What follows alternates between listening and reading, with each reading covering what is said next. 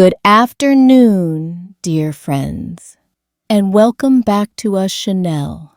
I'm Grandma Simone, 73 years young, speaking to you from my cozy home here in Riverside, California. Before we dive into today's story, I want to take a moment to say thank you. Thank you for sharing these afternoons with me, for listening when I open my heart, and for being part of this ever-growing family of grandkids scattered all across America. If you haven't already, please hit that like button, subscribe to our channel, and share where you're watching from in the comments below. I'd also love to know, how many siblings do you have? Each family is its own little universe, and knowing more about yours helps me feel closer to you, like we're sitting at the same kitchen table, passing around coffee and swapping stories. Here on our YouTube channel, my hope is to weave together the threads of my life, the moments of pain and triumph, of fear and hope, so that you can find a spark of encouragement for your own journey. When we're young, it's easy to believe that our struggles are ours, and ours alone, that no one else has ever walked this path. But the truth, as I've learned over 7 decades, is that our stories, when shared, become bridges that connect us, reminding us that we're never truly alone. Today, I want to tell you about beginnings, how a life takes shape in a little yellow brick house on a quiet street, how a family's rhythms can become the drumbeat of our hearts, and how the simple act of gathering around the breakfast table can carry the weight of both comfort and unspoken fears. It's a story about work ethic and sacrifice, about the invisible bonds that hold us together, and about the cracks that slowly open beneath the surface when pain goes unspoken. I was born in 1952, in the heart of a working-class neighborhood where factory whistles punctuated our days, like a call to arms.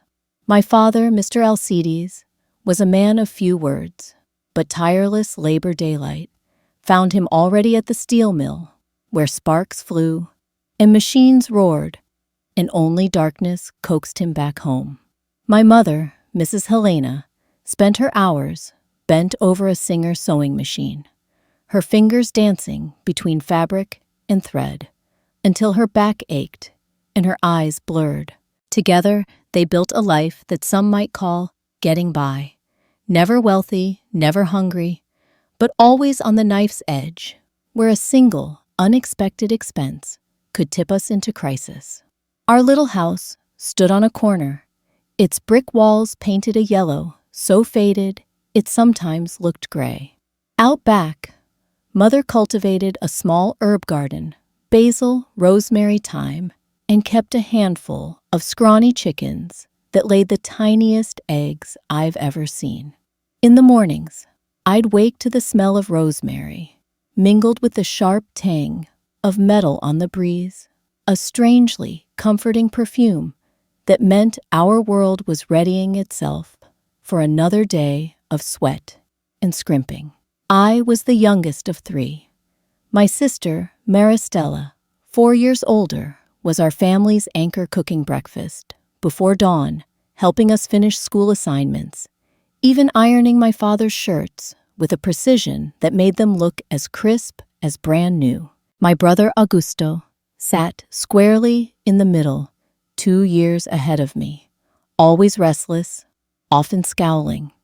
From my earliest memories, I understood that Maristella's embrace was my sanctuary, while Augusto's silences and sudden outbursts were an omen of trouble to come. Sundays were our one day of real togetherness. Mother would rise early to simmer a hearty potato stew. Sometimes, if it was a special occasion, a roasted chicken that stretched a week's worth of meals. Father, still groggy from the week's labor, would sleep in a little longer, then settle into the only armchair in the house to listen to baseball on the radio, a cold beer on the side table, a cigarette smoldering in the ashtray. For a few precious hours, we felt like a normal family in an America that from the outside was changing faster than any of us realized. But I've learned through decades of telling my own story that even the happiest Sunday can be just a mask for the pain simmering beneath. And so, as much as I adore those memories of stew and sunlight, they exist alongside the shadows that crept in whenever my parents were away, whenever the chicken clucked in the coop and the house fell quiet, but for the hum of the fridge and the distant echo of factory horns. Over the course of this series, I'll share how those shadows grew into something darker. I'll tell you how my sister's untimely death cracked open our fragile world, how my brother's anger morphed into unspeakable cruelty, and how a frightened child, me, found the strength to speak up and reclaim her life.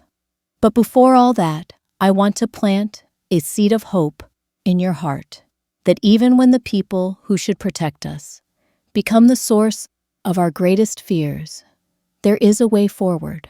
There is a path to healing. There is, as I like to say, an unquenchable spark that no amount of darkness can fully extinguish. So if you're ready, let's pull up our chairs, pour another cup of coffee or tea, if that's your preference, and begin at the beginning. In the next segment, we'll step through the front door of that little yellow house in Riverside and meet the family whose love and silence shaped everything that came after. I promise you, real names, honest feelings, and a side of rosemary-scented nostalgia that only an old herb garden can provide. Thank you for being here. Thank you for trusting me with your afternoon. And thank you for remembering that every life story, no matter how humble its origins, has the power to change someone else's world, perhaps even your own. Now, let's turn the page and start our journey together. In the 1950s and 60s, Riverside was a city of contrasts. On paper, it lay nestled under the gentle sweep of the Southern California sky, palm trees lining broad avenues, the promise of sunshine nearly every day of the year. But for families like mine, the promise often felt out of reach. Riverside's heartbeat was measured in factory whistles and the roar of steel mills, not the Hollywood dream of movie stars and palm-lined boulevards. And so, though we lived just 60 miles from Los Angeles, our world was one of assembly lines and overtime shifts rather than red carpets and premieres. My earliest memories of the neighborhood find me standing on the cracked sidewalk outside our little yellow brick house, watching men in heavy boots stomp off to work before dawn, their breath puffed white in cooler months. Oil stains stained their denim jackets. On silvered winter mornings, we could see the distant spires of the steel mill's smokestacks, 4 tall chimneys that loomed over every rooftop like watchful sentinels. I didn't understand industry or the economy, of course. To me, those chimneys were as permanent as the mountains that framed the horizon. But I sensed that our lives and the lives of our neighbors revolved around whatever happened behind those walls of brick and iron. In those years, America was in flux. The Korean War had ended, and the specter of Cold War anxieties settled over the land. My parents listened to President Eisenhower's speeches on the radio, nodding gravely at talk of containment in the Iron Curtain, but their real worries were more immediate: how to make the rent, how to fix the Ford's leaky radiator, how to keep food on the table, when my mother discovered a hole in the hem that her meager paycheck couldn't mend. Meanwhile, just over the mountains, Riverside's older neighborhoods were stirring with new voices. The civil rights movement, images of peaceful protesters marching in Selma, the impassioned oratory of Dr. Martin Luther King Jr. flashed across our family's small black and white television when we managed to save a few coins for electricity. I was young then, but I remember the hush that fell over our living room as those images flickered to life. Mother paused her sewing needle, hovering in midair. Father switched off the set, without a word, eyes downcast. The fight for equality seemed both inspiring and impossibly distant, like a dream we admired, but felt powerless to enact in our own little corner of the world. Yet in every community, progress begins in small steps. Riverside had its own nascent efforts at integration, shared playgrounds, church events that tentatively welcomed families of different backgrounds. But money and necessity often overruled idealism. When the steel mill announced layoffs, whole blocks emptied out. Families packed up and drove north to Sacramento, or west to the burgeoning suburbs of Orange County, chasing whatever work they could find. Our block thinned, neighbors moved on, and empty chairs gathered dust at other people's kitchen tables. My mother, clever and resourceful, turned our backyard's herb garden, sprouting rosemary, parsley, mint, into a modest side business. Wednesday mornings, she'd toss a handful of basil into a paper sack and pedal her beat-up bicycle to the local farmer's market, where she bartered fresh bunches for a few extra dollars. That little boost helped stretch the weekly grocery budget, sometimes enough for an extra can of tomatoes, sometimes merely enough to keep the cupboards from echoing. Observing her drove home the lesson that resourcefulness isn't glamorous, but it's vital, a lesson I carried with me into every challenge that followed. My father's world was more straightforward, but no less demanding. As a steel mill laborer, he clocked in before sunrise, took his lunch in a dented tin box, and toiled amid the deafening whine of machinery. At break time, he'd stand with colleagues in a cloud of cigarette smoke, swapping hushed rumors about who was next to be laid off, or which foreman had a new blowtorch. Then, as the sun dipped low, he'd trudge back home, shoulders hunched, hands blackened with grime, face set in a permanent exhaustion that never quite left him, not even on Sundays. On those rare Sundays, we'd crowd around the radio for baseball games, a ritual that brought my father to life in a way the grueling work week never did. You could see it in the way he sat up straighter, a half smile ghosting his lips as the announcer's voice crackled about stolen bases and curveballs. Baseball was America's pastime, they said, and for an hour or two each week, it gave him something besides survival to cheer for. Mother, too, would pause her sewing to share a plate of potatoes in gravy or roasted chicken. Just for a moment, the world felt less like an unending treadmill and more like a community of shared loyalties, teams, neighbors, families. But factory towns have rhythms all their own, and the same forces that bound us together could also pull us apart. When a new housing development went up a few miles away, complete with air conditioning and modern fixtures, we heard the rumble of bulldozers like an omen. More lucrative jobs beckoned, and soon many of our neighbors traded their cramped row houses for tract homes in the suburbs. Those families became what Mother called the vanished. One week, a child my sister called Tommy the Tinkerer was chasing chickens in our backyard. The next, he and his family were gone without a word. Wood fences and lawnmowers took their place. For those of us left behind, Riverside felt smaller still. The mills were less busy, the school bus drivers had fewer routes to run, and the shops sold fewer loaves of bread each morning.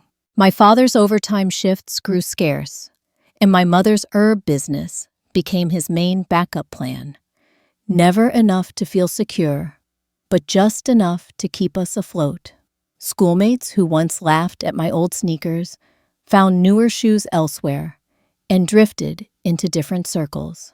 I watched those changes with a quiet ache, though I couldn't yet name it. In the broader American landscape, the 1960s ushered in both hope and heartache. The Vietnam War escalated television cameras, showed young soldiers marching through rice paddies, helicopters hovering overhead, families weeping at airports when their sons came home in flag-draped coffins. The war seemed distant, but its shadow fell across every home, with a son old enough to enlist. My brother Augusto was only 8 years old when I first remember him listening to war reports on the radio brows furrowed as though he were trying to memorize every detail. He began spending more time away from home, hanging out on street corners, leaning into teenage rebellion long before he had any real cause. It was turbulent for all of us, but for him. I would come to see later how the combination of societal unrest and personal anger could ignite a very dangerous spark. At the same time, America's youth were questioning everything. Civil rights protests, anti-war demonstrations, the birth of rock and roll, each new headline gave children and young adults permission to rethink inherited beliefs.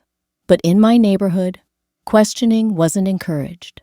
We were taught that stability meant steady work, that a good life was one in which you fit neatly into your assigned role: father at the mill, mother at the sewing machine, children seen and not heard. Any deviation risked unraveling the precarious thread holding us together. Still, change has its own momentum. By the time I was 10, Riverside's factories had started to automate, slowly replacing human labor with machines that never needed breaks. My father talked less about his work in those years, maybe because he saw fewer jobs available, or because pride kept him from admitting how frightened he was. My mother picked up more sewing gigs, often lugging home extra orders that stretched her back and eyes to their limit. And when the rock and roll music crackled from the transistor radio in our front yard, Cecilia or Elvis or Little Richard, challenging every rule she had grown up with, well, Mother covered her ears and told us to turn off that senseless racket. Looking back, I see how much the world around us shaped the way our family held itself together, and at times tore itself apart. Factory layoffs taught us caution. War taught us fear. Social movements taught us that some injustices were worth protesting, yet our own injustices remained unspoken. And so we learned to survive in our little corner of Riverside by working harder, speaking less, and clinging to the routines that felt safest, however fragile they might be.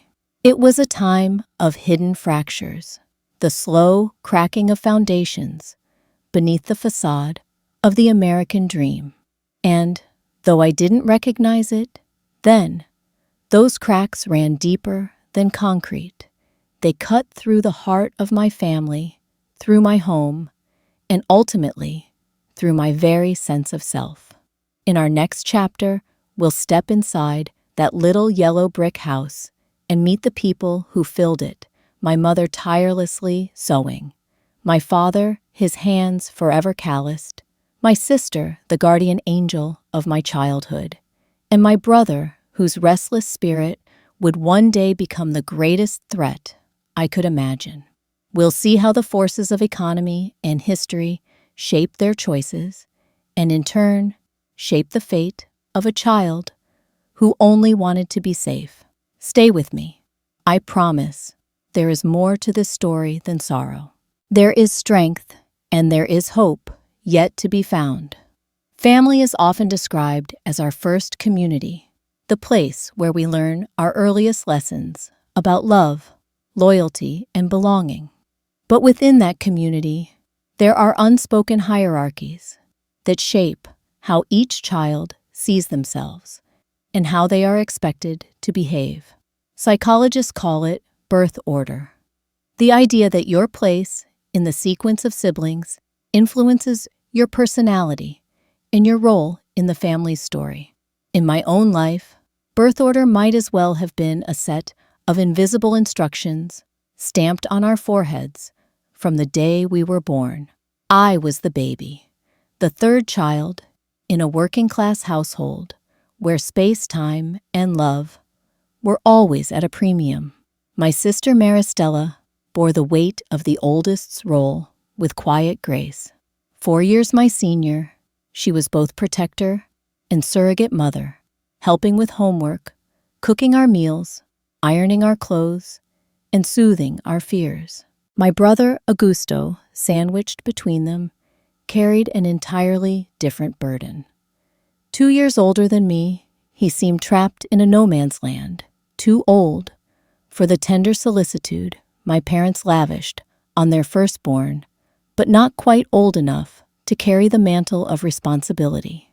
And me, I was the baby, the one who could be seen and not heard, dear, fragile, and somehow expected to flourish under the careful watch of my older sister. Birth order theory, famously studied by psychiatrist Alfred Adler, suggests that firstborns are natural leaders, secondborns are often competitive middle children, and youngest children are more free-spirited. My sister, in every sense, embodied that firstborn drive. She excelled at school, excelled at chores, and most important, excelled at keeping the household running when mother and father were working. At 10 years old, she was ironing my shirts. At 12, she was baking biscuits and making lunch. At 14, she was disciplining me for being messy, then picking me up again when I fell. Her love felt boundless, though sometimes I sensed it came at a cost to her own dreams. The chance to play, to read for pleasure, to grow up without the weight of caretaking. Middle children, Adler noted, often feel overlooked, caught between a powerful elder sibling and a more indulgent youngest child. I saw that in Augusto's restless eyes as early as I can remember. In photos of our family, he looks vigilantly alert, a frown already beginning to crease his young features. Not quite the favorite, not quite the baby, he fumbled for his place. And when he couldn't find it in the warmth of our home, he looked elsewhere, to neighborhood kids on the street, to secret clubs, to small rebellions that gave him a sliver of attention. And me, the youngest, I was supposed to be the charm child, the one excused for childish mistakes, the one who could sit back and watch my siblings navigate life's responsibilities. In many families, the baby child is the beloved, tolerated for mischief that older children wouldn't get away with. But in our house, I found that the baby of the family could also be the most vulnerable. Under Maristella's wing, I felt safe. But without her, a loss I would come to know all too soon. I realized that being the baby meant having no defenses of my own. For a long time, I took these roles for granted, thinking them as inevitable as the sunrise. But as I grew older, I began to see the costs of those invisible instructions. My sister's dreams were squeezed into stolen moments. Late-night journals, she never finished church, youth dances. She stopped attending friendships she set aside. My brother's rebellious stunts, skipping school, getting into scraps on the playground, sneaking cigarettes, felt less like the mischief of a typical teen and more like a desperate bid for identity. And I was a passenger in their stories, learning early on that my needs would be met only when they were already looking after everyone else. I want to share a snapshot from a long ago afternoon, one that still hangs in my memory, like a sepia-toned photograph. I was 8, striped knee socks, and all sitting at the kitchen table with a pencil in my hand and a workbook open before me. The sun slanted through the yellow curtains, dust motes drifting in the light. Maristella stood at the stove, stirring rice and beans with practiced care, while my brother lounged on the counter, a defiant smirk on his face. I asked a simple question, something about a math problem I didn't understand. My sister turned eyes softening and gently corrected my arithmetic. My brother rolled his eyes and muttered, "Such a baby." And mother, she didn't chide him. She merely said, "Let her learn at her own pace." My sister gave me a quick wink, and with a nod, she resumed cooking as though nothing extraordinary had happened. And in that small moment, I felt the full weight of my role, the tiniest among us, the one to be protected, the one to be guided, but not the one whose voice would steer the family's course. As our family grew older, those roles solidified. When arguments flared between my parents over money, over exhaustion, over the everyday stresses of survival, Maristella would quietly smooth things over, offering iced water or a sympathetic word. Augusto would storm out, slammed doors echoing down the hallway, a storm of frustration building behind him. I would lurk in the shadows, heart pounding, listening for footsteps, waiting for my sister's calm to return. It wasn't until I was an adult, reflecting on those childhood years, that I realized how the birth order dynamic had both united and fractured us. My sister's drive to protect came from a place of unconditional love, but also from a sense of duty no child should have to bear. My brother's aggression came not merely from adolescent hormones, but from a desperate need to be seen and heard, to carve out an identity distinct from the shadow of his elder sister and the doting attention I received. And me, well, I learned compliance, above all else, learned that raising my voice would only draw unwanted attention, and that perhaps I was meant to be the story's silent witness.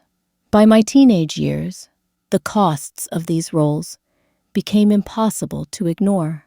Maristella's shoulders were stooped not from age, but from the burden she'd carried since girlhood.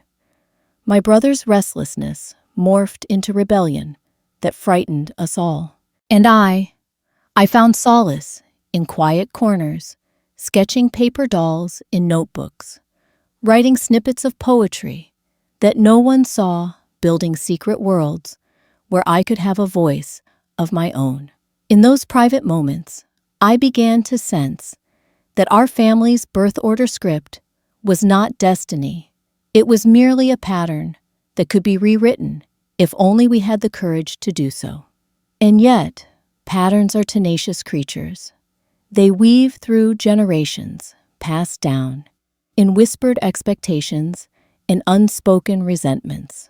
I learned that my sister, in her selfless role, had sacrificed her own future college friendships, the freedom to simply be a teenager, so that her younger siblings might survive. My brother, despite his outward bravado, carried wounds that no fistfight could heal. And me, I tucked my own needs beneath a blanket of obedience, certain that independence was a luxury I could not afford. In many modern American families, birth order still exerts its quiet influence.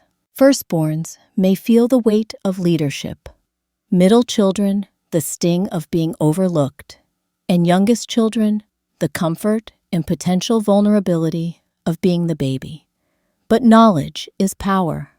Recognizing these patterns is the first step toward changing them. It means ensuring that no child becomes an unpaid caretaker, that every frustrated teenager finds a healthy outlet for identity, and that every youngest child is encouraged to find their own voice rather than remain forever in the background. As I look back now, decades beyond that yellow brick house in Riverside, I see how the roles we inhabited shaped me, and how I in turn had to unlearn them to become the woman I was meant to be. My sister's love taught me the meaning of sacrifice. My brother's fury taught me the perils of invisibility, and my own quiet compliance taught me the necessity of speaking out. In the next chapter, we will witness how these birth order forces collided in a moment of unimaginable tragedy, the death of my beloved sister, which shattered the fragile ecosystem of our family and unleashed the storms that lay hidden beneath the surface. We'll see how the roles we had played up to that point became both our saving grace and our deepest vulnerability. And we'll begin to understand why sometimes the most profound transformations begin when the scripts we've long followed are ripped from our hands, leaving us to write a new story from the fragments of our past. Stay with me. The road ahead is dark at times, but every step we take illuminates more of the path, and every shared story brings a little more light into the world. Violence rarely arrives fully formed.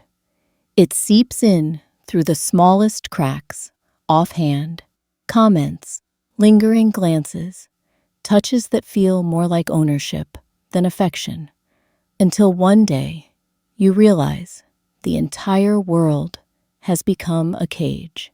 In the months following my sister's death, those cracks in our yellow brick home began to widen, and I discovered that the person I once called brother had become something darker entirely.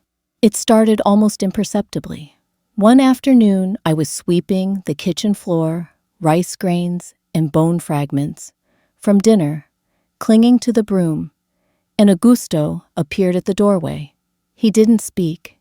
He simply leaned against the frame, eyes fixed on me, in a way that sent an unfamiliar shiver down my spine. I remember dropping the broom and brushing aside my hair, pretending I hadn't noticed, but inside, my heart pounded like a hammer striking an anvil. These small acts, just another look, just a little too long, were the first steps on a path I could not see until I was already lost. In the language of domestic violence professionals, this is often called the power and control wheel, a cycle that begins with isolation, intimidation, and psychological abuse, then escalates to physical violence and rape. Augusto's early tactics fit neatly into those first wedges. He isolated me by making me afraid to leave the house, intimidated me with sudden bursts of anger, and undermined my confidence with cruel remarks. "Why do you cling to Maristella's things? She's gone."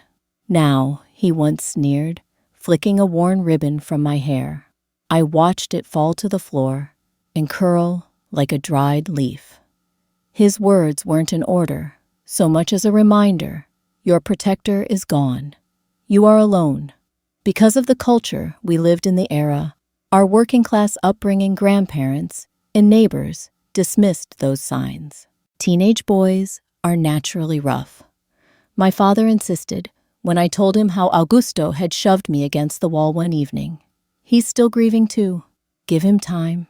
My mother, exhausted from the factory and the sewing machine, merely sighed, folded her hands, and returned to her stitches. In that household, pain was private, and rumors of violence were the worst shame a family could endure. But pain unspoken grows until it cannot be contained. Over time, Augusto's abuse evolved in predictable yet deeply destructive ways. At first, it was a series of accidental bumps in narrow hallways, hands that lingered a moment too long when he helped me with chores, Comments muttered under his breath. You were always Daddy's favorite little girl, weren't you? Now, you have to choose me. On the power and control wheel, this is the stage of emotional abuse, degradation, humiliation, isolation. He was chipping away at my self-worth, telling me with every look that I had nowhere else to run. Then came the threats. If you tell, I'll destroy your reputation, he whispered one rainy afternoon as I sat in our shared bedroom, the rain pounding the roof like a drumbeat of dread. You're a lonely girl now. Who will believe you? He tapped his finger to his lips as though the very sound of my voice was a betrayal. In that moment, I felt my own voice shrink, retreat into my throat, and I understood for the first time why victims of domestic violence so often say nothing. According to experts, this pattern of alternating between charm and cruelty, what they call the honeymoon and tension-building phases, creates a cycle that hooks the victim in a spiral of hope and despair. Augusto would sometimes apologize, bringing me leftover candy, or even coaxing a tentative smile, by remembering how much I loved daisies. But the sweetness always preceded a new wave of anger. Once doubt overcame trust, and fear returned with redoubled force. The early warnings, those pinches in the arm that left blue, marks the whispers of, "You're too sensitive." The casual threats were easy for me to dismiss or explain away. After all, he was my brother. Family fought, siblings teased, but the teasing turned cruel, and cruelty turned violent. In the dark months after Maristella's funeral, those brawls at school he once participated in transformed into secret beatings delivered behind closed doors. He wanted to prove his power. I became an object, a private toy to sate his anger, his grief, his need for control. I want to pause here and speak directly to anyone listening who may be experiencing something similar. These patterns are not your fault. Abusers use tactics, emotional manipulation, isolation, threats to make you feel responsible, to make you silent. Recognizing these early signs, the belittling comments, the controlling behaviors, the isolation, is the first step from captivity toward freedom. By the time I was 14, Augusto's violence had escalated to physical rape. One November night, when the wind rattled our windows and my parents were both asleep in the front room, he forced himself on me in the narrow hallway outside their bedroom. I remember the smell first, a sickly scent of cheap whiskey on his breath. Then, the pain, sharp and total, as he crossed the line no brother should ever approach. Afterwards, he got up, dusted himself off, and said almost casually, "Don't tell anyone. No one will believe you." That moment was the rupture point between childhood and a reality I could not escape. My body felt alien to me, a landscape of bruises and betrayal. My voice, once a soft echo of laughter, was gone. I lay on the cool wood floor, the door handle still warm from my parents' turn in the bed, and wondered if it was possible to ever feel safe again. The power and control wheels, final wedges, physical violence and sexual coercion had come full circle. My brother had not merely abused me. He had shattered the very concept of family as a safe refuge. Each morning, after I washed away the blood and the tears in the bathroom sink, but the stain on my soul remained.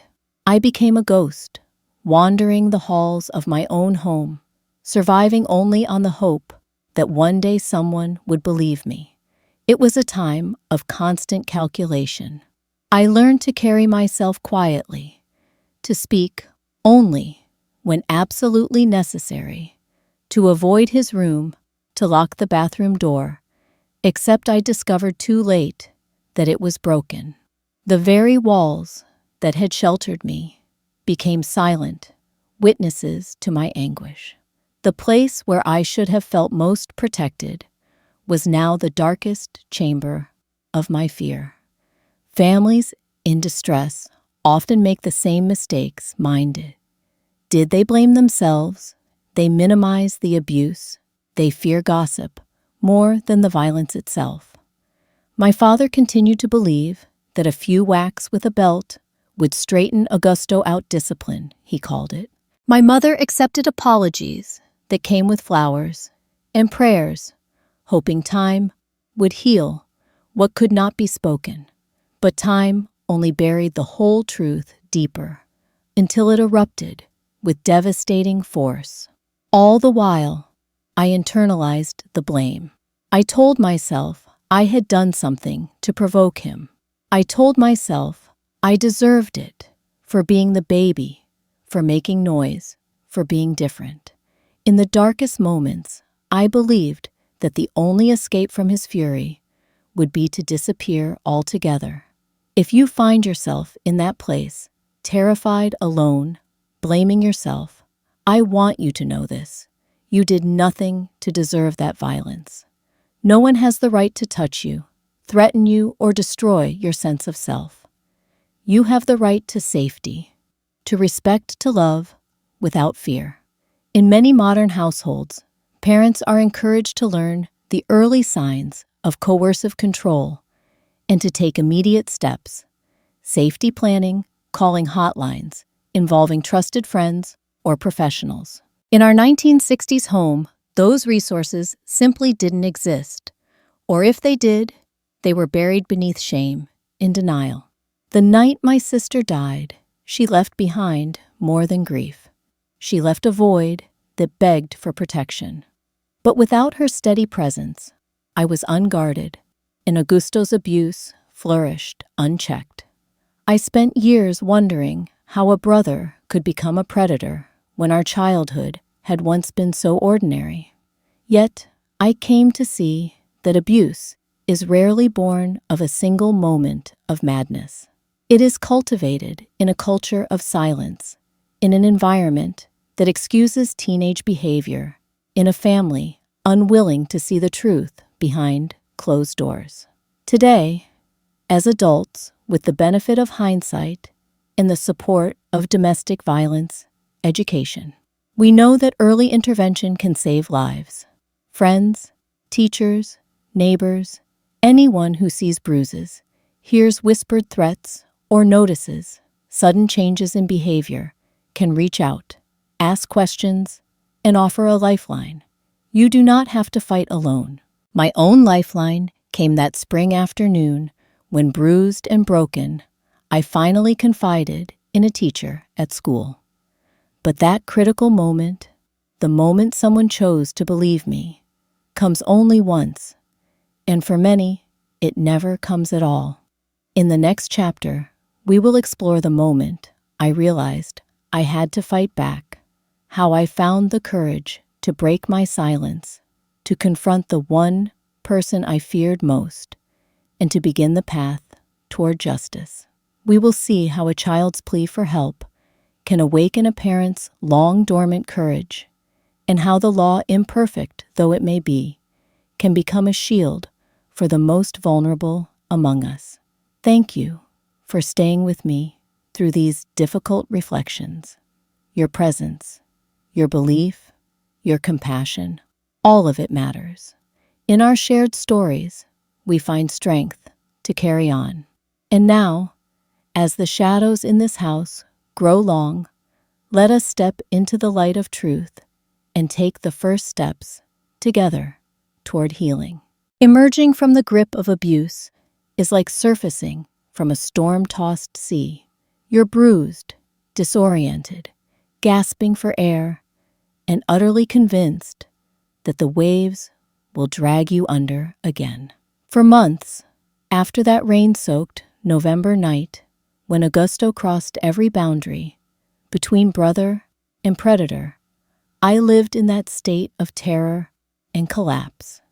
Each morning, I'd wake with a physical dullness, as though gravity itself had increased overnight, pressing me back into the mattress.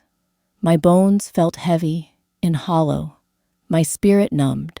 It was in one of those morning-wrecked moments, eyes half closed, breath shallow, that I realized I could not survive another day just existing. I knew I needed a lifeline, but what my parents were working around the clock, oblivious to the wild currents beneath their own roof. Friends at school saw a pale, withdrawn girl who no longer laughed at recess. The bathroom had become both a sanctuary and a trap. Its broken lock meant silence could not be guaranteed. Yet, it felt like the only space where I could weep freely. Then, one afternoon in early spring, something unexpected happened. I found Shadow. He was a stray, thin as a pencil, with matted black fur and one eye swollen shut by infection. I discovered him, huddled behind our backyard fence, trembling in the last cold gusts of a California rainstorm. He looked as shattered as I felt, a small, vulnerable body, trying to endure a battered world. At first, I watched him from a distance, crouched behind a patch of rosemary. My heart thudded in my chest, partly from fear, what if he scratched or hissed, and partly from recognition. This broken creature seemed to reflect my own desperate helplessness, and the sight of him summoned something I'd long forgotten: compassion. I fetched an old dish, scraped together some leftover rice, and set it down on the patio. Shadow sniffed at it warily, but hunger overcame caution, and he began to eat. When he looked up, one good eye meeting mine, I whispered, "You can stay." From that moment, I no longer felt entirely alone. Caring for Shadow gave me a purpose that transcended my own terror. Each evening, I would slip into the garden, hands trembling, and offer him food, warm water, or a scrap of blanket to curl up on. He didn't always trust me. Sometimes he'd hiss or dart out of reach. But over the weeks, as his fur regained a shine and his ribs filled out, he began to accept my presence. He'd purr when I scratched behind his one good ear, and once, for the first time in months, I felt tears of relief and joy cascade down my cheeks. Pet therapy, what modern clinicians call it, works on the principle that caring for another creature can foster empathy, reduce anxiety, and interrupt destructive thought patterns. I cannot claim I understood the science then, but I knew intuitively that Shadow's dependence on me made my own life feel worthy of protection. I was no longer a passive victim. I had a charge to care for a fragile life to nurture, but compassion alone was not enough to heal all my wounds. Shadow could not speak the words I needed to say. He could only offer warmth in his steady purr. I still carried the sharp ache of betrayal in my body, the fear that lay coiled in my chest. During the day, I managed duties at school and home with mechanical precision. At night, the nightmares came: dim hallways, heavy footsteps, a familiar rough hand descending. I'd jolt awake, heart racing, then struggle to calm my breath as the dawn light filtered in. In those early months, I tried to confide in my parents, in small, indirect ways, comments about feeling tired, feigning headaches, so I could stay home from school, hoping one of them would notice the pattern. Mother, bleary-eyed from double shifts, would sigh and rub my forehead. "Rest, darling. It's spring allergies." Father, weary from overtime at the mill, would nod and say, "Take it easy, pumpkin." But they were incapable of understanding the depth of my distress. In their world, Pain was a fact of life, not a call for help. The breakthrough came when I discovered a battered notebook tucked beneath my desk at school, a gifted assignment left behind by a former student. Its pages still blank, beckoned like a promise. That night, under warm white bulb light, shadow asleep at my feet, I wrote the first words I had spoken to anyone since the assault. Sometimes, I feel like the world has turned its back on me. I can't trust my own home. I'm tired of pretending. The act of writing felt like lifting a weight off my chest. Sentences tumbled out in a rush, fragments of memory, shards of fear, and a trembling wish I want to live. Over the next days, I wrote whenever I could, on the bus ride to school, at lunch, beneath the old oak tree, late at night, when the house was silent, except for the soft patter of Shadow's paws. The pages became my confidant. No judgment, no interruptions, just the words that refused to fit in conversation. By the end of a week, I had filled 10 pages with raw truth, each line sapping a bit of the darkness from my heart. Creative writing, as many therapists now recommend, can serve as a form of therapy. It allows us to externalize trauma, to view it from a distance, and to reshape it into narrative rather than suffering. For me, writing was a lifeline. It helped me reclaim my voice, word by word. As the school year wound down, I hesitated to show my work to anyone. What if it was too disturbing? What if they thought me weak, or worse, complicit? But then I remembered Maristella's fierce promise. If anyone ever hurts you, you come straight to me. And though she had passed on, her spirit remained in the echo of that vow. With trembling hands, I carried the notebook to the classroom of Mrs. Clelia, my English teacher, a kind woman with thick glasses and an ear always attuned to a student's hidden needs. She read my pages in silence, her eyes softening with each leaf she turned. When she finished, she looked up, removed her glasses, and said, "Simone, your words have power. They speak truth that many cannot face. Would you consider sharing this with the class?" I shook my head, tears brimming. I don't know if I can." She smiled gently. "You don't need to, but I think others need to hear. You're not alone, and neither are they." With her encouragement, I agreed to read an excerpt, one that spoke of fear and isolation, but also of hope. My voice trembled at first, cracking with emotion. I saw classmates shift in their seats, some with concern, others with curiosity. And when I finished, there was a hush that felt sacred, followed by applause, so soft, it seemed respectful, as though they were honoring a fragile blossom. That moment, small though it was, broke a spell. I realized the walls I thought were impenetrable could be breached by words, by witness, by the simple act of daring to be seen. Mrs. Clelia connected me with the school counselor, a gentle woman named Ms. Ramirez, who offered me a safe space to talk. And for the first time, I heard the words I needed. "What happened to you is not your fault. You deserve protection. You deserve justice." Together, we made a plan. I would document the abuse, collect my thoughts in writing, and when I was ready, tell my parents clearly what had been happening. In the meantime, the school counselor reached out to Child Protective Services, ensuring my safety at home. It was a relief tinged with fear, relief that someone believed me, and fear of the unknown that lay ahead. During this time, Shadow remained my constant companion. He slept on the edge of my bed, his breathing slow and rhythmic, a quiet beacon in the night. When the counselor visited our home, An awkward, tense moment. Shadow squeezed between us, pressing against my legs. In his feline way, he said, "I'm here with you." That spring, as Riverside's orange blossoms burst into bloom, I felt a fragile stirring of renewal within myself.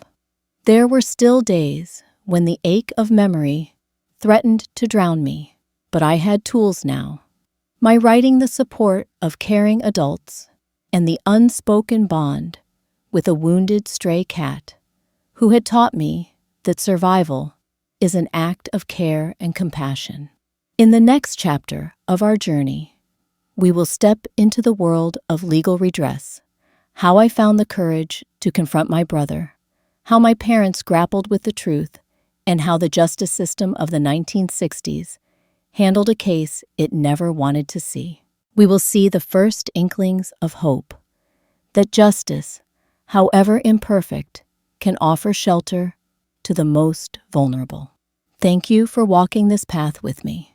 Your presence, like Shadow's soft purr, is a reminder that even in the darkest times, kindness can light the way. When I first felt the stirrings of hope, when my words had torn open the darkness, when Mrs. Clelia and Ms. Ramirez believed me, I never imagined how long and winding the path to justice would be. In 1968, in Riverside County, a teenage girl accusing her own brother of sexual assault was a tragedy the system preferred to ignore. Yet with trembling hands and a heart hammered by fear and courage, I set out on that path nonetheless. It began the day after my breakthrough at school. I sat at the kitchen table, notebook open, pages full of my story. Shadow perched on the windowsill, watching me with one wise eye. My mother had just returned from her shift at the sewing factory, her hands still smelling faintly of starch and thread. My father limped in from another cold shift at the mill, his face etched with fatigue. "Mom, Dad," I said, voice small but determined, "I have to tell you what's been happening." My mother froze, apron in hand. My father set down his lunch pail, the clink of metal echoing in the sudden hush. In that moment, I saw the exhaustion lift from their faces, replaced by something like dread. "Simone," my mother whispered, voice cracking, "this is serious." "It's true," I said. "Augusto has been hurting me. I wrote it all down." I slid the notebook across the table. The pages fluttered in a brief breeze from the open window. My mother picked it up as if it were a fragile bird in her hands, scanning the words with growing horror. My father's shoulders sagged. He rubbed his brow as though trying to massage away the reality of what he was reading. There was no outburst, no immediate anger toward my brother. Instead, a long silence, thick as molasses, filled the kitchen. Then, my father cleared his throat and said, "We need to call the police." My heart galloped. The very idea that my parents would involve the authorities felt at once terrifying and liberating. In our culture, in our neighborhood, calling the police on your own child was unthinkable. It meant exposing family shame to the wider world. But my father, worn down by grief over Maristella's death, haunted by his own failures to protect his daughter, found a resolve I had never seen before. By mid-afternoon, after a hurried lunch of day-old stew, he and I walked side by side to the Riverside Police Station, a red brick building that looked more like a courthouse than a place for healing. Inside the lobby smelled of varnished wood and cigarette smoke. We approached the front desk. A uniformed officer raised an eyebrow at my father's steel-eyed expression and my paper-pale cheek. "I'd like to file a report," my father said, voice low but firm, against my son, Augusto Alves. The officer's pen hovered above a report form. He glanced at me by then, clutching my notebook like a lifeline, and then back to my father. "Your son," he repeated, surprised. "Yes," my father said. "He's assaulted my daughter. I have written statements here." That moment of surprise was the crack in the armor. The officer disappeared behind a glass partition and reemerged with a sergeant. Together they led us to a small interview room metal table, 2 chairs, a tape recorder that looked prehistoric. I sat facing the sergeant, notebook in hand. My father stood behind me, his figure a silent pillar of support. The sergeant introduced himself, Detective Franklin, and began with cautious questions. "Your name, your age, where do you live?" When it was my turn, my voice trembled but did not break. "Simone Alves," I said. 16 years old, 123 South Walnut Street. Detective Franklin nodded, then asked me to read my account aloud. My father clasped my shoulder as I opened the notebook and began. In the cool hush of that room, my words poured out every humiliation, every bruise, every threat. When I finished, Detective Franklin pressed stop on the recorder and sat quietly for a long moment. His voice, when he spoke, was both grave and gentle. "We're going to take this seriously," he said, "but you need to be prepared. We'll have to verify your statements. We'll interview your brother. There will be medical exams." He glanced at my father. "And, Mrs. Mr. Alves, you should prepare your daughter for what comes next." That preparation was far less comforting than he intended. I later learned from the school counselor that many officers of that era saw domestic sexual assault as a family matter, something to be mediated quietly if possible. The idea of a young man going to jail for raping his sister was so foreign it drew scorn in some precincts. But Detective Franklin, to his credit, pressed forward.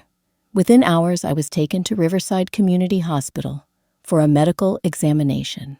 The doctor, a young woman whose name I never caught, greeted me with soft eyes and kind hands. She explained each step: a physical inspection to document injuries, a forensic swab to collect evidence, blood tests to check for infection. With each procedure, I felt a mix of shame and relief. Shame that my body was on display. Relief that someone believed me enough to look so closely. After the exam, I dressed in the hospital gown and waited as the nurse washed my hands, ridding them of residual antiseptic smell. When I stepped out into the corridor, the hallway lights felt too bright, too exposing. Yet, I clung to a fragile thread of hope, the thought that medicine and the law might work in tandem to bring me justice. Back at the station, Detective Franklin took me through a second interview, more detailed this time. He asked for dates, times, places. He wanted precision. "The more detailed your account," he said, "the stronger our case." I answered each question as best I could, suppressing the urge to replay every horrifying moment in my mind. Next came my brother's turn. They brought Augusto into an adjacent room, handcuffed, but looking supremely confident, like the whole thing was a misunderstanding. He denied everything. He accused me of inventing the story for attention. "She's unstable," he told Detective Franklin.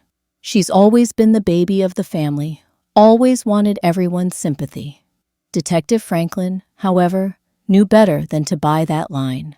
He laid out the evidence, my recorded statement, the medical report, the threat-laden letters I had saved in my notebook. Augusto's face flickered between anger and panic. In that moment, I glimpsed the magnitude of what I had done. I had broken the silence that protected him and only him from consequences. Within days, the district attorney's office agreed to press charges. I was summoned to testify along with my parents and Detective Franklin. The courtroom was a stark contrast to my gentle English classroom or the cramped kitchen at home. Tall wooden benches, the judge's bench raised above the floor, the American flag in one corner, a gallery of onlookers in another. When I took the stand, sworn with a heavy oath, I wore the same lavender dress I'd worn to school on an ordinary Monday. My legs trembled beneath the skirt as I spoke into the microphone. My name is Simone Alves. On the night of November 12th, my brother forced himself on me in the hallway outside our parents' bedroom. My voice wavered, but I remembered Mrs. Clelia's words speak truth, no matter how small or broken you feel. The defense attorney, slick sharp, questioned my memory, my motives, my very character. He asked if I had ever lied, if I had sought attention, if I resented my brother's attention from our parents. In my heart, I wanted to shrink. But I stood tall as a frightened 16-year-old could, recalling every word Detective Franklin had said, every bruise the doctor had documented, every threat Augusto had uttered. I answered honestly, sometimes pausing to steady my tears, sometimes swallowing hard to keep going. My parents sat in the front row. My mother's eyes red-rimmed, my father's fists clenched. Shadow seemed a lifetime away, but I carried his memory in my heart, reminding me of the warmth I had once held. In the end, the judge found Augusto guilty of statutory rape and sexual assault. Because he was still 18, just barely a legal adult, he was sentenced to confinement in a juvenile institution until he turned 21. By modern standards, it seems pitifully lenient 3 years for crimes that could have warranted decades behind bars today. But in 1968, it was all the system would grant. As I walked out of that courthouse, the California sun felt colder than ever, the skies vast and indifferent. Yet, I felt a tremor of triumph, the knowledge that I had spoken truth to power, that my family had stood by me, and that for once the law had offered me shelter. In the years since California's laws have evolved, the passage of Marsy's Law in 2008 enshrined victims' rights to be heard and protected, ensuring that no victim's voice can be silenced by shame or by procedural loopholes. Today, a teenager in Riverside can call a hotline, seek a restraining order, receive counseling, and pursue justice with far greater support than I ever had. But for that 1968 girl trembling on the witness stand, clutching her battered notebook, the path to justice was narrow and rocky. It was paved with courage, bolstered by a few brave adults, and illuminated by the flicker of an unbreakable spirit. In our next chapter, we will explore the years of healing that followed, how I reclaimed my life through education and advocacy, how I found purpose beyond pain, and how the simplest act, taking care of a wounded cat, raising my voice on paper, can blossom into a lifetime of compassion and change. Thank you for staying with me. Your belief, your empathy, and your willingness to hear my story have carried me this far and will guide us further still. Emerging from the courtroom, I felt lighter and yet more fragile than ever. The judge's gavel had offered justice, but it had not healed the wounds I carried in my body and my heart. In the days that followed, I found myself standing at a crossroads. I could let the trauma define me, or I could try to transform it into something that might help me, and perhaps help others too.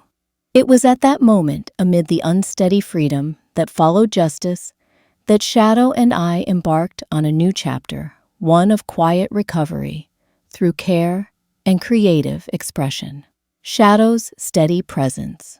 Most days, I still found refuge in our backyard garden where the rosemary and thyme Mother had planted years ago scented the air with calm. Shadow, now fully recovered from his infection, patrolled the flower beds with the air of a small king inspecting his realm. His fur had grown sleek once more, though the missing eye lent him a rakish winking charm. He would greet me at the gate each afternoon. No more hisses, no more darting away, but a soft meow that said, "Are you here for me?" And in that moment, I felt, for the first time in months, that care could be mutual. I began each day by refilling his water bowl and placing a small dish of kibble on the patio. Then, I'd settle onto a low bench under the orange tree with a mug of milky tea and watch him eat. The ritual grounded me. Just as I depended on Shadow for a sense of purpose, I like to think he depended on me for food and safety. Studies in pet therapy tell us that caring for an animal, especially one that has suffered, releases oxytocin, the bonding hormone, which can lower stress and foster trust. I'm no scientist, but I felt its truth in my bones each time Shadow pressed his head against my hand. The hardness in my chest loosened a little. As spring turned to early summer, I expanded our routine. I'd carry Shadow indoors on rainy days, wrapping him in an old quilt before settling him on the couch.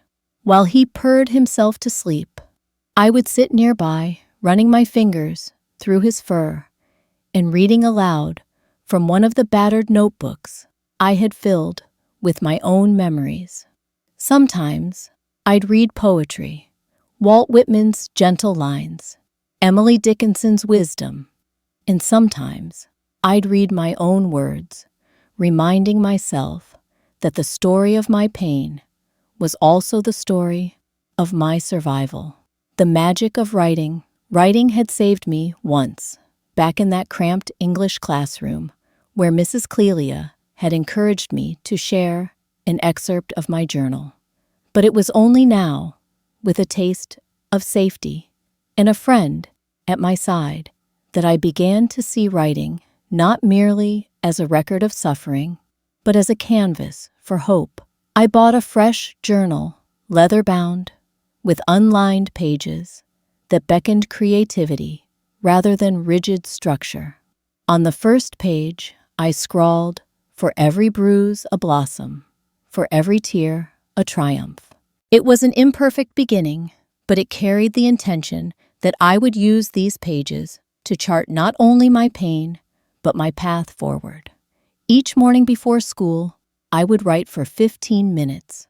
Sometimes it was free-form thoughts, dreams, fragments of dialogue, with Shadow as my silent witness. Other times, I followed structured prompts from a small workbook on creative healing I found at the library. Describe a place where you feel safe. I wrote of a sunlit meadow, far from the yellow brick house, where wildflowers bowed in the breeze and songs of unseen birds filled the air. Write a letter to your younger self. I told that trembling 14-year-old who huddled on the bathroom floor, "You are brave. You are worthy. You will live." Invent a symbol for your strength. I drew a single-petaled flower whose roots spiraled deep into the earth, a reminder that beauty and resilience spring from hardship. With each exercise, I felt the heaviness ease. Words became brushstrokes, painting a portrait of someone I wanted to be, a woman of compassion, of purpose, of unshakable hope. Building a support circle. Writing alone had its limits. Silence and ink could only carry me so far. I still needed human companionship, real-world encouragement. So emboldened by the progress I'd made, I reached out to Mrs. Clelia again. She wasn't just an English teacher. She had become a mentor who understood that education could be a gateway to healing. Would you consider starting a writing circle for students who faced hard times? I asked her one afternoon, notebook in hand, as we sat in her sunlit classroom. A space where we can share our stories, offer feedback, and support one another. Her eyes lit up. That's a wonderful idea. Let's call it Words of Courage. Thus was born a small weekly group. 6 of us at first, students who had experienced grief, bullying, illness, family struggles. We met after school in room 204, our chairs forming a circle as Shadow. And I even invited Shadow once found our spots. Each week, one member would read a piece they'd written, a poem, a short story, a personal essay. Then, we'd offer gentle feedback. I felt your longing here. This line spoke to my own fears. The ending gives me hope. Participating in Words of Courage taught me that vulnerability could create community.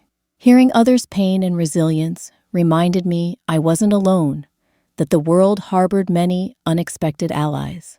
And sharing my own writing, I found my voice growing steadier, no longer just the frightened whispers of a victim, but the clear tones of a storyteller determined to be heard.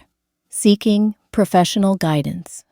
As empowering as the writing circle was, I recognized that some scars ran deeper than words could reach. I took my journal and Shadow's favorite blanket to the Community Mental Health Center, where Ms. Marta, my third guide after Mrs.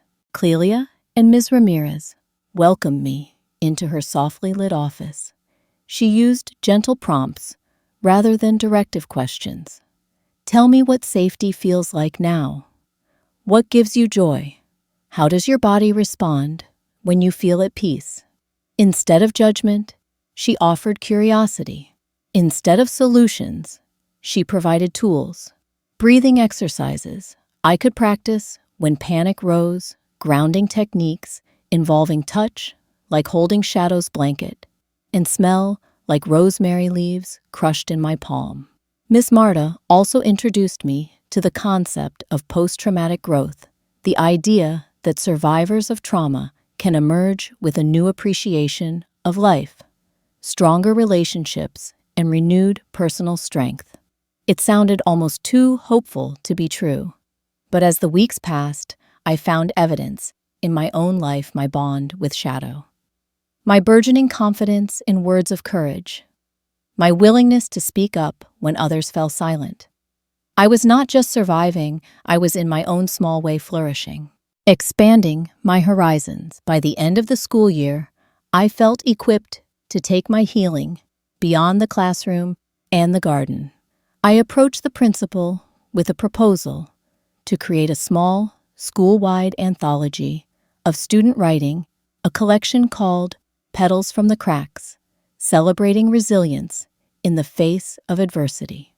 With administrative approval and a tiny grant from a local community fund, I gathered submissions, edited drafts, and oversaw a modest print run of 50 copies. At the anthology's launch event, held in the school auditorium with parents, teachers, and students present, Shadow lounged in a pet carrier near the front door, guest of honor in spirit, if not on the stage. Each contributor read a selection, and when it was my turn, I recited a poem that began, "We are seeds in concrete, waiting for fissures to bloom. Petals soft as hope, petals bright as unspoken truths." The applause at the end was genuine, a warm wave that lifted me higher than I ever thought possible. In that moment, I understood that healing was not a straight line from victim to survivor, but a tapestry woven from caring expression, community, and professional guidance. Each thread Shadow's steady purr, the ink on my journal, the empathetic nods of words of courage, the gentle prompts of therapy had helped me stitch together a new sense of self. The promise of continued growth as I prepare to leave high school and step into a wider world, college career, perhaps my own cause to champion. I carry these lessons with me. Trauma is part of my story, but it is not the whole story. I am the author of my next chapters, and I choose to fill them with compassion, creativity, and connection.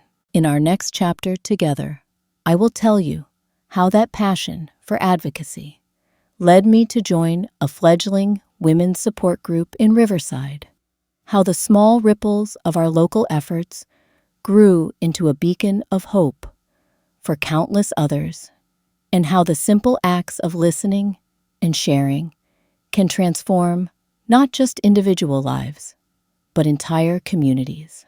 But for now, let us remember, healing begins in small acts, feeding a stray cat, filling blank pages with honest words, gathering beneath the same oak tree in shared courage. Thank you for walking this path with me. In your own life, may you find a shadow to care for, a journal to fill, and a circle of words of courage to hold you close when the nights are long. By the time I graduated from high school, in the spring of 1970, my life had already been shaped by loss recovery and a fierce determination to turn pain into purpose.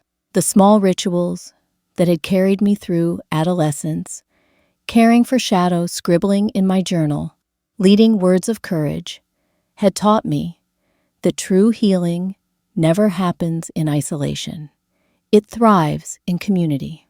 So with a mixture of hope and trepidation, I took the next step.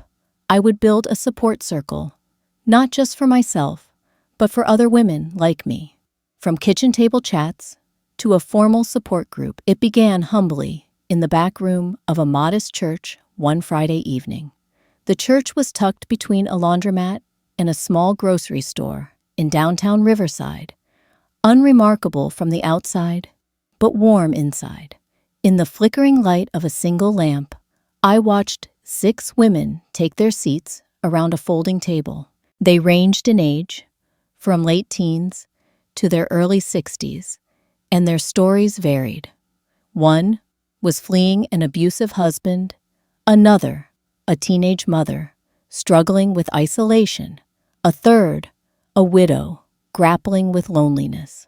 But each of them had a thread in common, a need for understanding, a safe space to speak without shame. I had volunteered to co-facilitate with Dr. Helena, a local psychologist, who had once counseled me after I shared my story at that first grammar school seminar. She sat beside me, her silver-streaked hair glowing under the lamp, her presence reassuring. I watched as Dr. Helena opened the evening with a simple invitation. Tell us how you are today.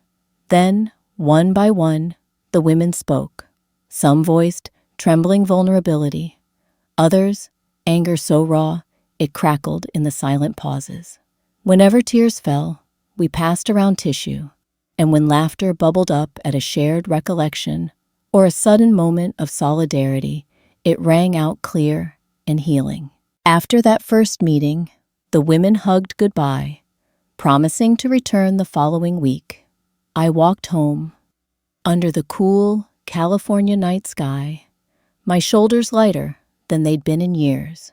Together, we had taken the first step toward dismantling the silence that had once defined our lives, launching voices that matter, encouraged by the turnout. Dr. Helena and I decided to give our fledgling group a name, Voices That Matter. We printed simple flyers, typed on a mimeograph machine, and distributed them at the laundromat, beauty salons, community centers, and local laundromats. The second meeting saw 10 women, the third 18. Word spread, not with fanfare, but through whispered recommendations. There's a group downtown, it's safe. They understand. By the end of that summer, we had outgrown the church's back room. Dr. Helena secured a small office space donated by a local attorney, sympathetic to our cause. The walls, once bare, began to display hand-drawn posters, gentle illustrations of dandelions, breaking through concrete captions, offering phone numbers for crisis hotlines, and reminders like, "You are not alone," or "Your story is your strength." A battered coffee maker sat in the corner, forever brewing a drip for anyone who needed warmth, both physical and emotional. Under the banner, Voices That Matter, we formalized our services. We offered weekly support group meetings led by trained volunteers, addressing themes such as self-esteem, trauma, recovery, and boundary setting. Legal clinics, staffed by pro bono lawyers, like the one who had donated our first office to help women navigate protective orders and custody issues. Resource referrals, connecting members with housing assistance, job training, and childcare programs. Each of these services felt monumental to the women who walked through our door services that in more affluent parts of Riverside or Los Angeles might have been easier to access. But here in our working-class neighborhoods were scarce. We were filling a void, and the gratitude we received was palpable. A shaky hand on mine, a whispered, "Thank you," a glint of renewed hope in weary eyes. Organizing the first public seminar in 1972, 2 years after we began, Dr. Helena suggested we host a public seminar on domestic and sexual violence, an event that had never been done in Riverside. We chose a Saturday morning at the community college, advertised with meager funds via flyers and word of mouth. In our naive optimism, we expected perhaps 50 attendees. On the day of the seminar, I arrived early to find a line snaking down the hallway of the auditorium, more than 200 women, men students, and even a few curious teachers. I held my notebook tightly, heart pounding with both excitement and nerves. Behind me stood Dr. Helena, calm as ever. Our speakers represented a coalition of local voices, a county prosecutor who spoke on legal rights, a nurse who described how to recognize and report abuse, a pastor whose church offered temporary shelter, and a social worker who explained the psychological effects of trauma. When it was my turn, I spoke about healing through storytelling, shared snippets of my own journey, and invited attendees to carry forward the conversation in their families and workplaces. The response was overwhelming. Questions poured in. How do I help my sister who's trapped? Can I bring my daughter to your group? Where do I find a safe haven tonight? We distributed outdated brochures, but improvised updated lists on blank notepads, scribbling phone numbers and addresses as fast as pens could fly. That day taught us two things simultaneously. The demand was far greater than we'd ever dared imagine, and our small group had the power to spark real change. Becoming a registered nonprofit women's house. Buoyed by that seminar's success, we realized that sustainability required formal recognition. In 1974, with the guidance of generous volunteers, we applied for nonprofit status and rebranded ourselves as Women's House. The name was intentional, a beacon of welcome, a home for women escaping storms of all kinds. With official status came responsibilities, grant applications, board meetings, budgeting spreadsheets, concepts I'd never encountered as a high schooler. I spent nights hunched over a borrowed typewriter, drafting mission statements and policy guidelines. Dr. Helena mentored me through meetings with potential funders, teaching me how to pitch our vision. We are the first line of defense for women who have nowhere else to turn. It wasn't easy. Many grant applications were rejected. Some funders asked uncomfortable questions, doubting that a group of volunteers and survivors could effectively run an organization. But each no taught us resilience. We tweaked our proposals, sought smaller, local donations, held bake sales, and community spaghetti dinners to bridge gaps. Within 2 years of incorporation, Women's House had a modest but stable budget. We rented a slightly larger facility, a small storefront with 2 offices, a meeting room, and a children's corner, painted in cheerful pastels. Our services expanded to include emergency shelter beds for up to 5 women and their children, offering a safe place to stay for up to 30 days. Job readiness workshops, teaching interviewing and resume writing skills. Parenting classes, focusing on child welfare and positive discipline. Most importantly, we continued our core support groups. Women who had once sat in the back row of our church room were now co-facilitators, their empathy honed by personal experience. Collaborations and growth. As Women's House matured, we built partnerships with local institutions. The county health department referred patients to our counseling services. The community college offered us meeting space for job workshops. Area therapists and doctors volunteered hours of pro bono care. We also reached out to similar initiatives in Los Angeles and San Diego, exchanging strategies and forming an informal network of support centers up and down the coast.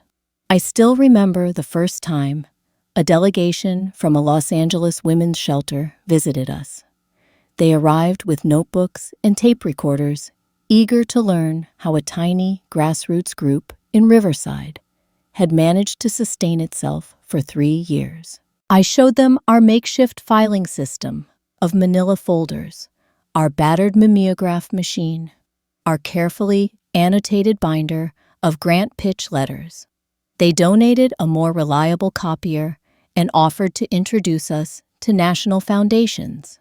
It felt surreal. Our little homegrown kitchen table group had become a model for others. Yet, growth brought new challenges.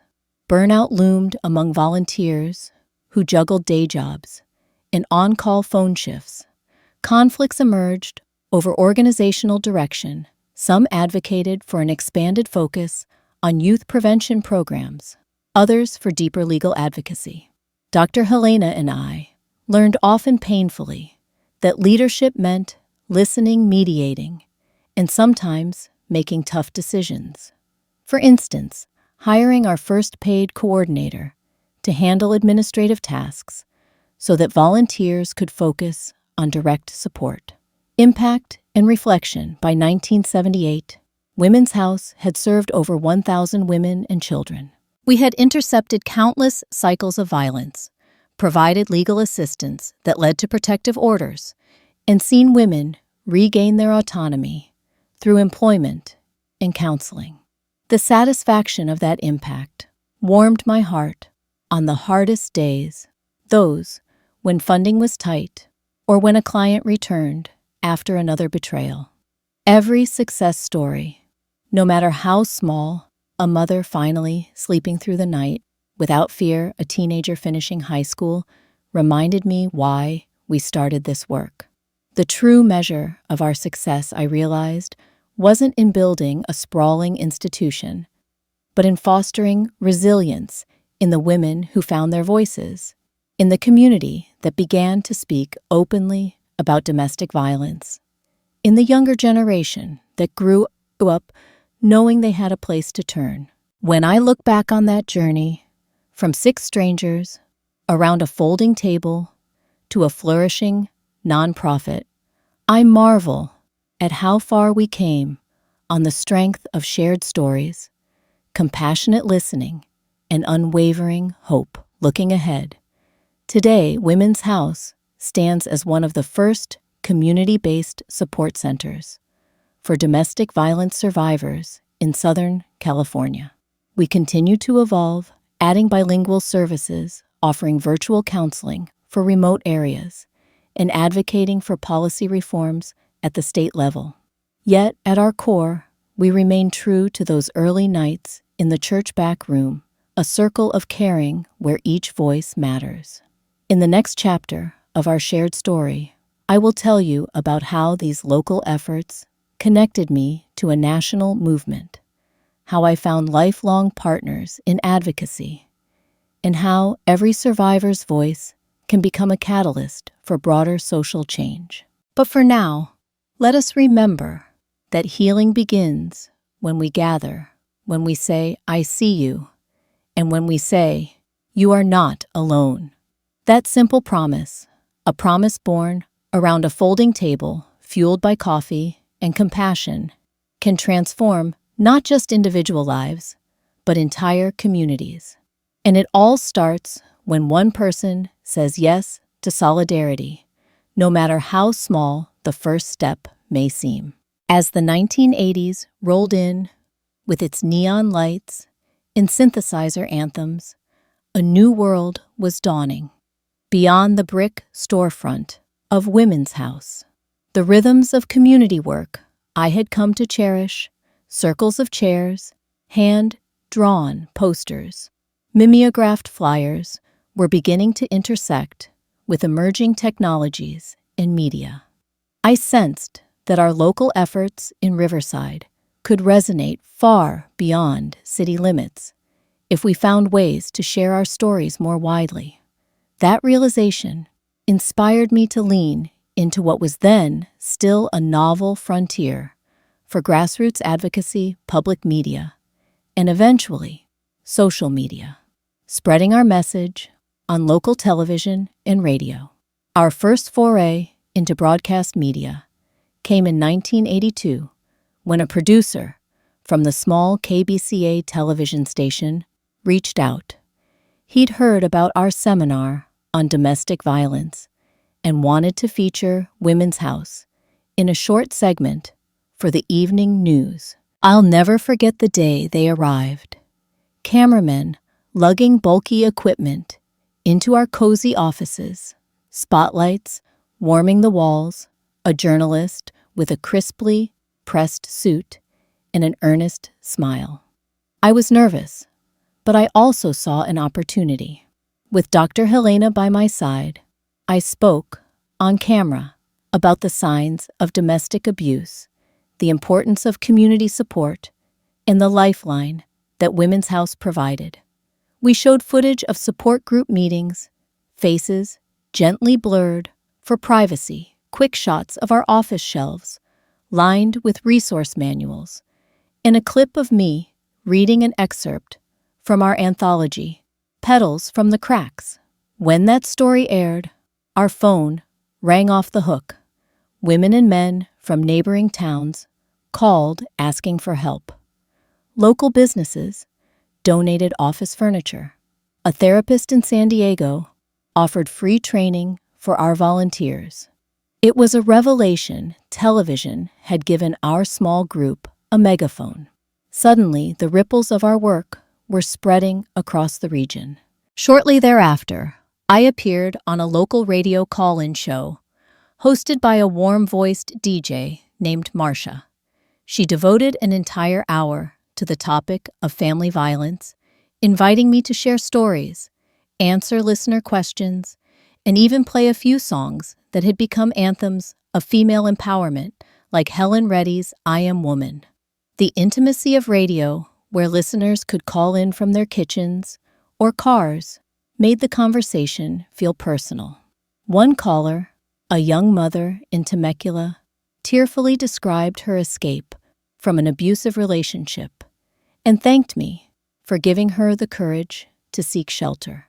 Her words made the next Sunday's support group meeting overflow with new faces, embracing early online communities. By the late 1980s, the internet was still in its infancy. Text-based bulletin boards and rudimentary forums on services like CompuServe and Prodigy. Dr. Helena and I pooled funds to subscribe to a CompuServe account. I still remember the thrill of logging in on a clunky 2400 baud modem, the screech of dial-up connecting me to a digital world beyond Riverside. We created a Women's House bulletin board, a space where survivors could post messages anonymously, ask for advice, and find solidarity in typed-out confessions like, "I don't know where to turn," followed by a chorus of supportive replies from strangers who felt like friends.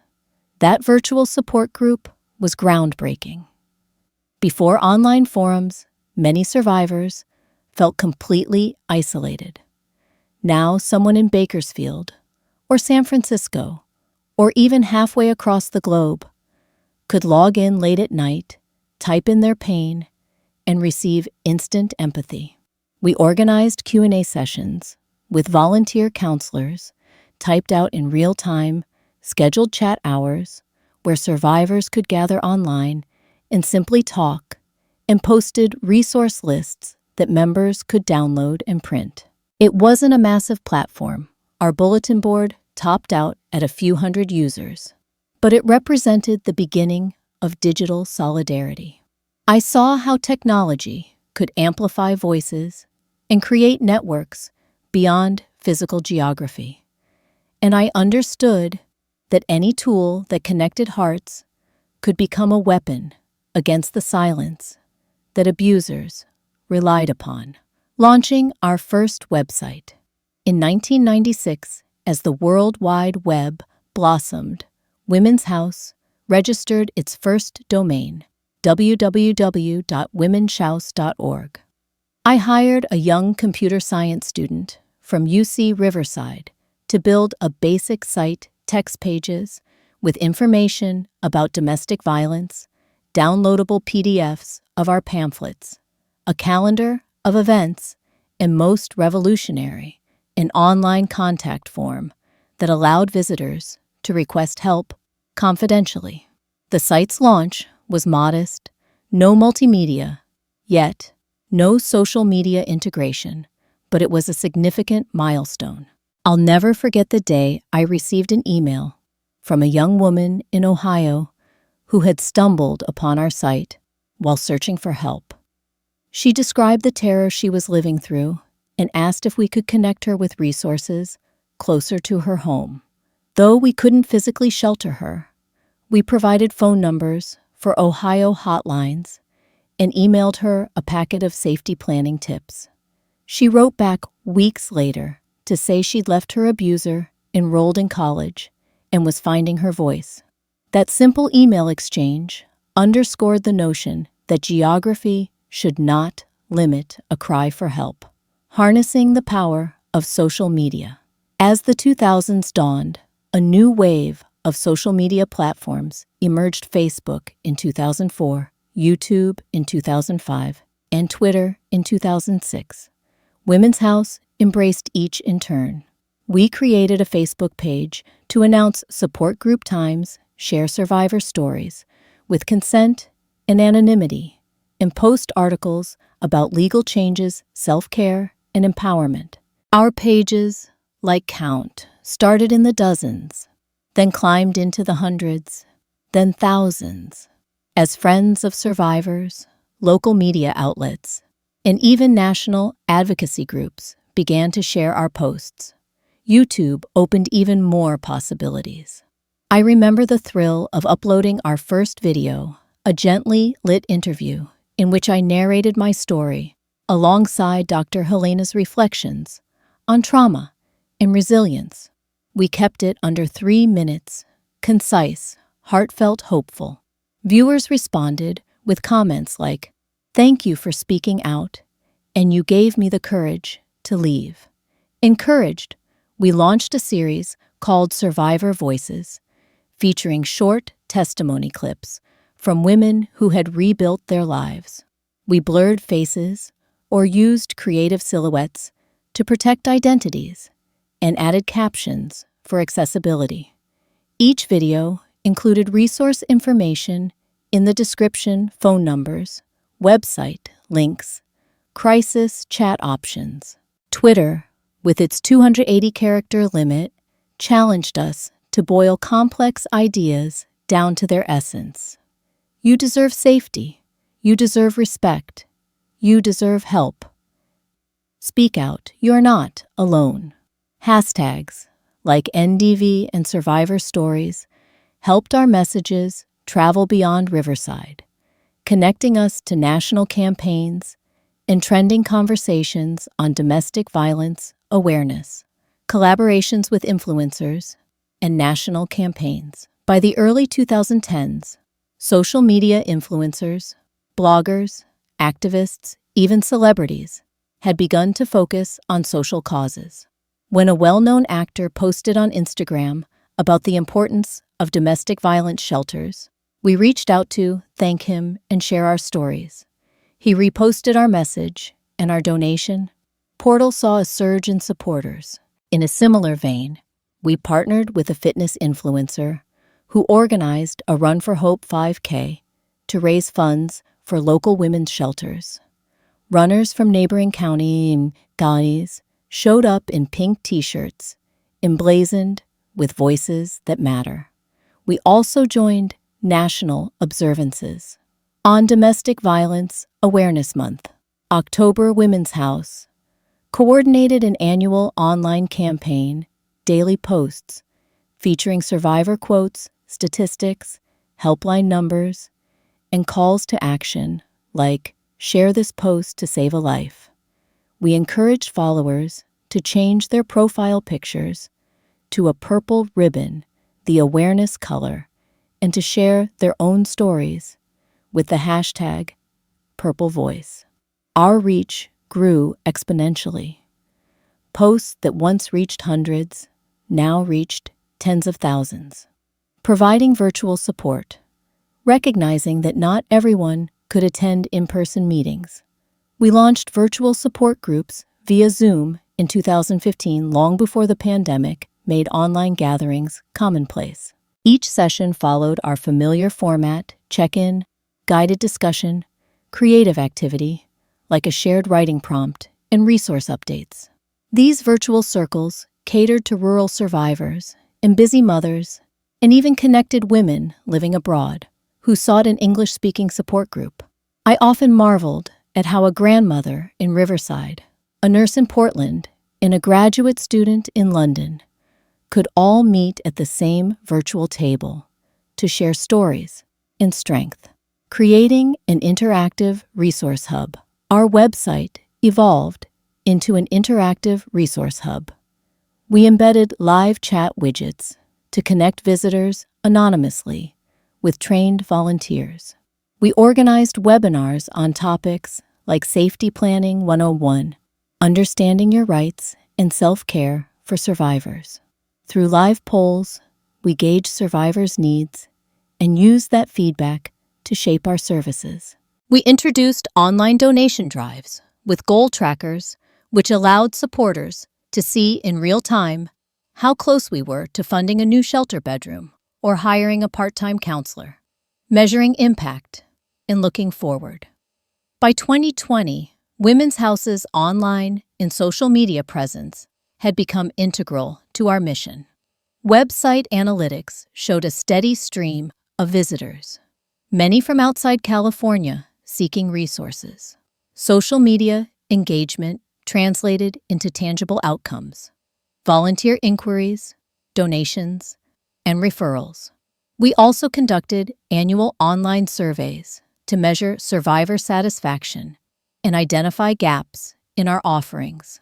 Data-driven decisions led us to add multilingual support video captions for the hearing impaired and mobile-friendly design to ensure accessibility. Looking ahead, we're exploring podcasts, audio, conversations on healing and justice, and even experimenting with virtual reality simulations to train law enforcement and healthcare professionals on empathetic responses to survivors. We remain committed to using every tool at our disposal, always guided by the same principle that led me as a frightened teenager to share my story in a high school classroom, that when one voice speaks truth, it can inspire countless others to find their own. A final reflection from those first local TV spots to the vast reaches of social media Women's House has grown beyond Riverside's borders.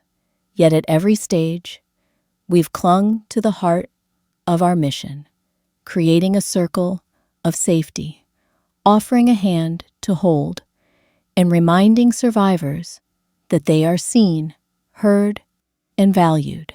Technology may change, platforms will evolve, but the power of shared stories endures. Thank you for joining me on this journey of connection and transformation.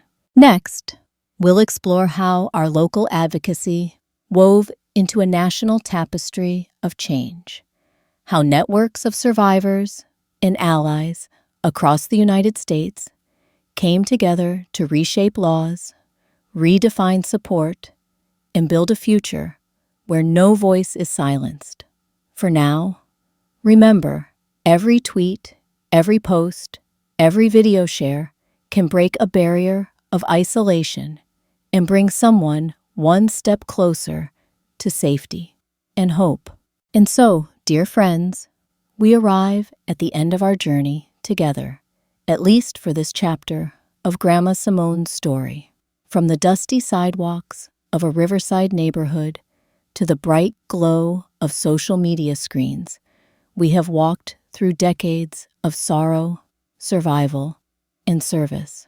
Throughout these pages, one truth has guided me: every voice matters. When one of us speaks truth, we light a small candle that can grow into a lighthouse for many who find themselves lost in the dark. Over the years, I have learned lessons that I hold close to my heart. Let me share 5 of the most essential. Silence feeds. Darkness speaking out feeds hope. I once believed my voice was too small, too ashamed to matter. But speaking, even tremblingly, even in whispers, shattered the walls of secrecy that sheltered my abuser. Every survivor's story, when shared, signals to others that they too are seen. If you or anyone you know is suffering in silence, please know that saying those first words, "This happened to me," is the first step toward healing and justice. Community transforms pain into power. My earliest refuge was caring for Shadow, a small act of compassion that reminded me I was not alone. But it was gathering with other women, 6 around a folding table, then dozens in a storefront office, that truly changed the trajectory of my life and those of so many others. When survivors come together, offering empathy instead of judgment, we build networks of strength that no abuser can dismantle. Creativity is a bridge from trauma to triumph. Writing in secret notebooks began as a lifeline for a frightened teenager. Over time, it became an instrument of advocacy, a way to educate neighbors, lawmakers, and strangers around the globe. Whether through journals, poetry, videos, or podcasts, every creative act can become a beacon for others seeking comfort or inspiration. Don't underestimate the power of your own words or art. Advocacy is a marathon, not a sprint. From 6 women in a church back room to a registered nonprofit serving thousands, our progress was not instantaneous. There were rejections, funding gaps, leadership struggles, and moments of burnout. Yet each challenge taught us resilience, forced us to refine our vision, and reminded us why we began in the first place. If you feel discouraged by slow progress, remember, steady steps taken with purpose and passion can carry a movement farther than any single leap. Every platform can amplify the call for justice. We began with mimeographed flyers and local support groups, We embraced television and radio. We pioneered online bulletin boards and social media campaigns. Each new technology offered a chance to reach more people, to share resources, and to mobilize allies. Today, the same principle holds whether you post a tweet, record a short video, or simply share a hotline number with a friend. You help turn isolated cries for help into a chorus that cannot be ignored. Now, as I sit here on my front porch, Shadow's favorite spot, where he dozes in the sun, I feel a deep gratitude for every person who walked alongside me, to the teachers who believed me, to the counselors who guided me, to the volunteers who answered phones at all hours, to the survivors who shared their own scars so that we might learn together. And to you, watching this video or reading these words, thank you for listening with an open heart. If today's story resonated with you, here are a few ways you can carry the legacy forward. Share this video or post with someone who might need to hear that healing is possible. Comment below with your own lessons, your own experiences, or simply where you're watching from. Because community begins when we make our presence known. Support a local shelter or advocacy group, whether through volunteering, donating, or helping spread the word about their services. Use the resources in the description or caption to find hotlines and chat services if you or anyone you know is in crisis. Above all, remember this. We are like those stubborn flowers that bloom in the most unlikely cracks of concrete, resilient, determined, and beautiful in our survival. The world may try to bury us, to silence us, to diminish our worth, but the light we kindle when we share our truths, the warmth we create when we extend compassion, and the courage we inspire when we call out injustice, those flames can never be fully extinguished. My dears, I will continue to share stories, to listen, and to learn alongside you. Each chapter of our collective journey adds a new line to the tapestry of hope. Together, we will keep tending that light, nurturing those cracked spaces where new blossoms can rise. Thank you for walking this path with me. Keep your voice alive, keep your heart open, and always remember your story matters, your voice matters, and you are never, ever alone.